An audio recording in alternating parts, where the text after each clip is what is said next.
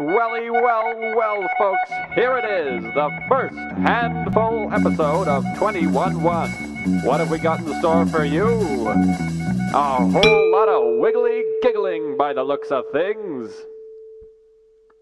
This week, I'm talking about the kind of person who is so unique and has led a life filled with such a colorful combination of elements that you're not sure if you would believe them if you saw them as a, character in a work of fiction on account of them seeming so implausible. For this week's Implausible Person Review, we here at In a Handful of Minutes present to you Gotz Von Berlichengen.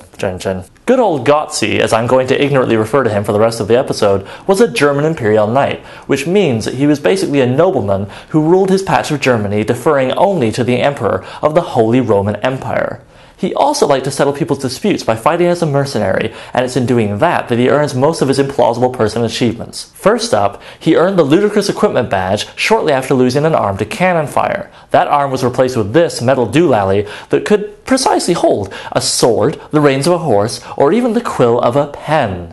A metal arm in an age of flintlock pistols and riding on horseback?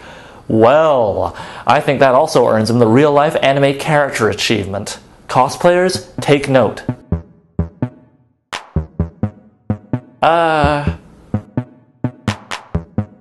Ooh. Oh. Good. Anyways, Gotzi gets some points in both the legacy and catchphrase departments on account of a play that was written about him in 1773 by Johann Wolfgang von Goethe. In the play, Gotzi replies to a demand for his surrender with "Eber sags ihm, kann mich im Arsen lecken," which roughly translates into the first recorded utterance of "kiss my arse." This led to a different kind of canon taking a part in Gotzi's life when Mozart wrote a pair of them. Now just roll that one around in your head for a second there. Mozart wrote two pieces of music about telling a guy to lick your arse.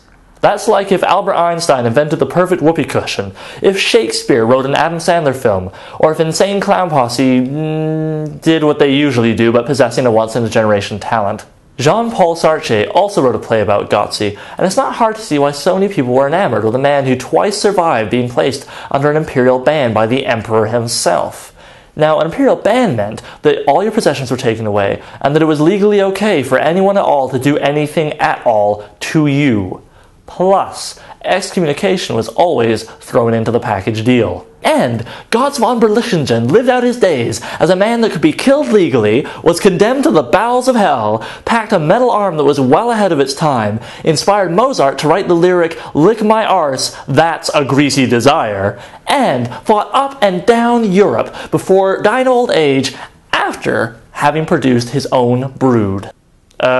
He had kids the usual way. Brood might not have been a good choice of words.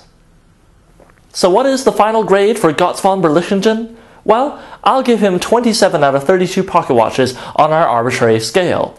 A few points have to be lost for the fact that it wasn't strictly him that coined the phrase "kiss my arse," and unfortunately he was appropriated by the Nazis as the name for an SS Panzer Grenadier Division. But whatever, man, I think if we had more robo-armed, hellbound German knights to resolve disputes, then the world would be a much more interesting place.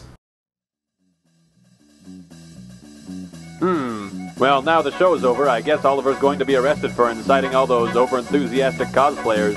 I'd ask, who's going to be the host for the show next week?